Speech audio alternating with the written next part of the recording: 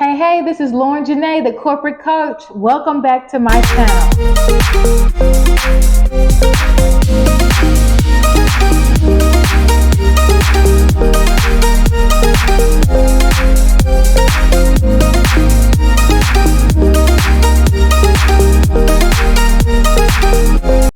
Today, we're going to talk about the key to unlocking and unleashing the key leadership potential in you. So first, let me tell you a quick story. I remember when it was my first time having to have a one-on-one conversation with a person who reported to me, and I had to write them up. I was so scared. I didn't know if they were going to lash out, if they were going to get angry, and I definitely didn't know what to do if they were going to start crying. So one of the things that I had to end up doing was getting a leader to come in, a leader who was my boss, to come in and to help me through that situation. So has this ever happened to you? Comment your experiences below. I remember my first experience having a difficult conversation, and it was not easy. And sometimes these conversations, no matter how great your leadership skills are, never really become that easy. But you can become emotionally intelligent enough to handle these different types of conversations and also learn how to manage those different triggers that may pop up on the inside of you. So you guessed it. Today we're going to talk about emotional intelligence. So when I had my first conversation with someone who reported to me, one of the things that I leaned into that I shouldn't have were these false notions of what an introvert was.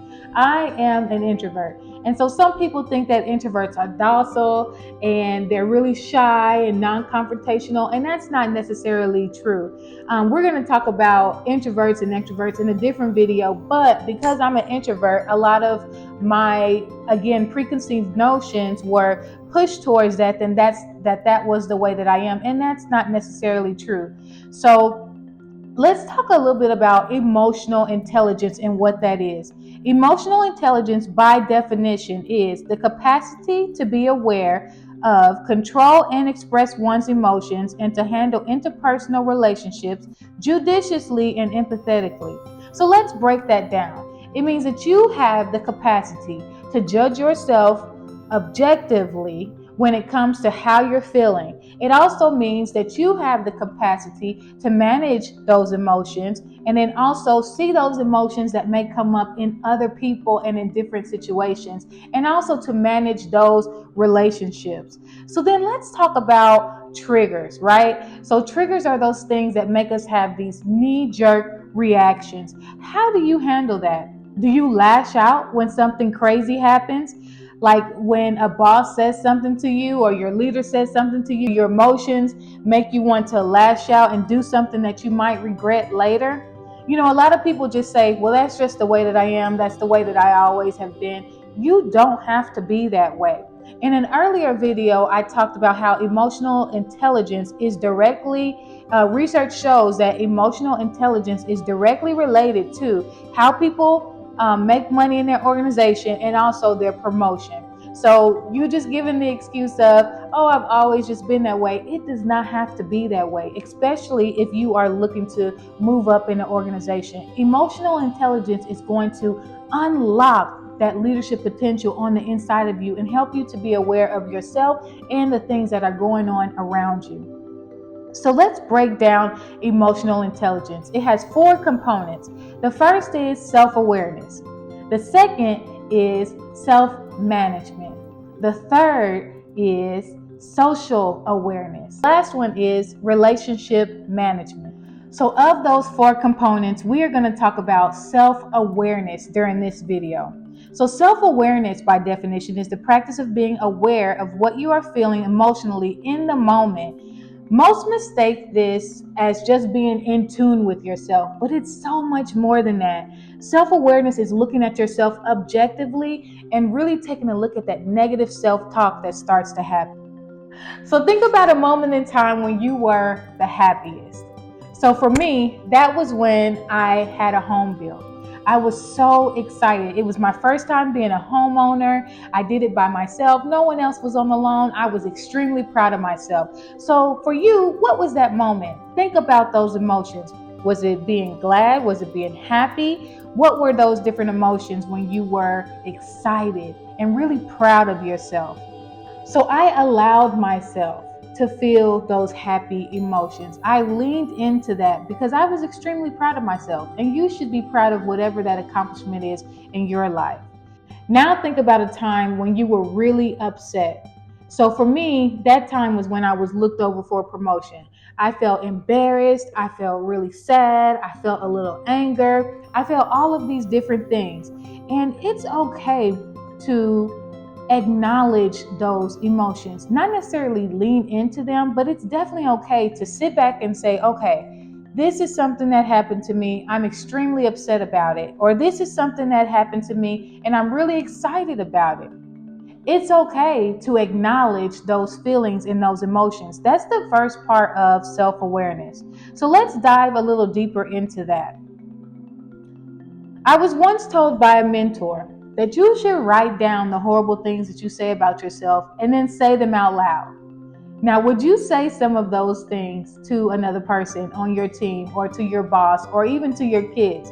Hopefully, the answer is no. But if you're not saying it to other people, you definitely should not be saying them to yourself because it's not fair. You've worked extremely hard and it's okay to make mistakes. It's okay to have negative emotions. The key is making sure that you acknowledge them and then manage yourself through those emotions. Now, self awareness will guide you to say, I'm feeling really upset right now, or I'm feeling really happy right now, and acknowledge that fact. And give yourself X amount of time to feel a certain type of way. So if I'm really upset about something, I may say, you know what, I'm going to give myself 2 minutes to be really upset about it. But then after that, I have to move on and I have to do something different. That's how self awareness will help you. Acknowledgement is key. I know we all have heard that saying, leave your emotions at the door. When you go to work, leave those things in the car, leave them at home. But are we really as humans capable of doing that?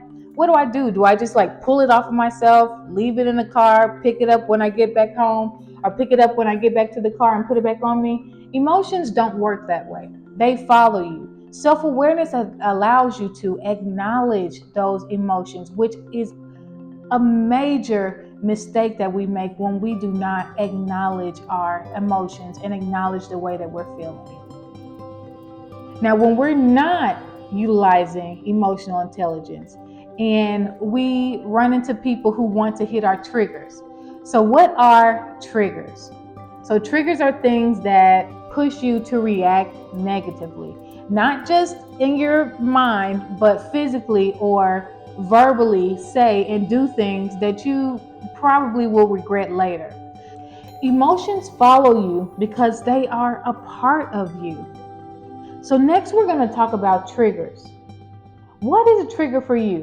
What is something that kind of sets you off? For me, it's when people underestimate me or when people try to embarrass me. A lot of times when that happens, I really have to check myself in those situations. So for you, they may be something different. Like if you are disrespected, if you are humiliated in front of other people, that may be something that is a true trigger for you. But whatever those triggers are, you have to do the work to figure out what they are. Think about situations that made you lose control. What emotions did you feel during that time? Those are triggers, and being aware of them is what's going to help you to launch your career. Think about all the hard work that you've put into your career. You don't want to lose that over one bad interaction or one phrase that you shouldn't have said that comes out of your mouth because your triggers were pushed. That's just something that you don't want to happen. So earlier we talked about negative self-talk, right? So that negative self-talk is something that we need to listen to and then say, okay, objectively, this is how I'm feeling, and I know that these things are not true about myself. So sometimes I hear people say, I'm not smart, I'm not pretty, I'm not all of these different things. And that is just something that's not true. That is the negative self-talk that we have to pull down and leave it somewhere else. And remind yourself that you are a boss, you are important, you have wisdom, and that you're going to start practicing self-awareness so that you understand what your triggers are, so that people, when they try to push those buttons and push those buttons, they are not going to be able to get a reaction out of you. Again, that's what self-awareness is all about.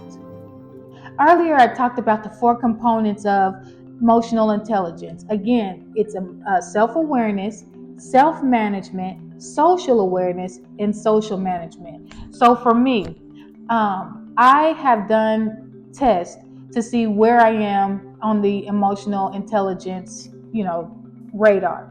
And so for me, I am extremely aware of myself. I know what's going on with my emotions, but I lack in social skills. So when it comes to managing social relationships and paying attention to things like that, a lot of times they go right over my head. So I had to learn how to grow my emotional intelligence. A lot of people, there are people who have that innate skill and have higher emotional intelligence than others. But the great thing about emotional intelligence is that it is a muscle. Last year around this time, I started working out with a trainer.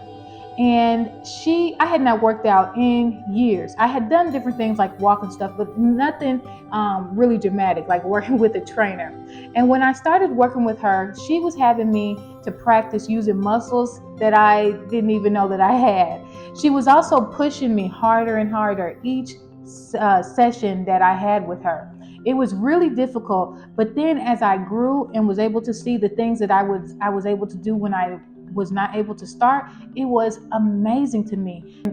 I want to be that trainer for you and help you to learn more about self-awareness so that you can start building those muscles that you didn't even know that you had. So in situations where someone presses your buttons, you're able to say, nope, not today. You're able to handle yourself in a calm manner and move forward in the situation. Because some people know that they're pressing your buttons and they want to get a reaction out of you. But when you are aware of your emotions, you are aware of your triggers, you're aware of those different things about yourself, it makes life so much easier because then you're not caught off guard. I know what my triggers are, so when someone triggers them, it's okay. I know what to do. So again, my trainer pushed me and pushed me and pushed me until I got to the point where I was able to start doing things that I never thought that I could do. Emotional intelligence is a muscle that you are going to be able to cultivate and to grow. And your skills as a leader are going to grow in tandem with that. When it comes to self-awareness, there's no one who is truly a master. There's people who are really high on the EQ scale, but there's not a lot of people who are truly masters of it. And the reason for that, again, I'm going to compare working out. Even when you start working out, sometimes we plateau and we have to change what we're doing in order to keep getting to that ideal body that we want. Some people get to their ideal body, but a lot of times, even when you get there, you have to maintain that. You have to continue to work out. You have to continue to eat right. You have to continue to do all these things, or you go backwards. And nobody wants to have put all that hard work in to go backwards. So emotional intelligence is just like that. As you continue to practice it, you hit another level, and then you practice it more, and then you practice it more, and then you practice it more until you're like, okay, I truly understand myself. But doing that work is not always easy, but it is definitely manageable, and you can do it. You can learn more about yourself. You just have to put in the work. So be patient with yourself as you are going through this process of learning yourself. Now, I'm not telling you to go into super deep emotions and different things from the past. All I want you to do is to really think about what your triggers are and how you're going to manage those as you move forward. And we are going to talk about self-management in the next video. I'm so excited because self-awareness is my favorite. Emotional intelligence is my favorite thing to talk about. So please stay tuned for the next video, and I'll see you there.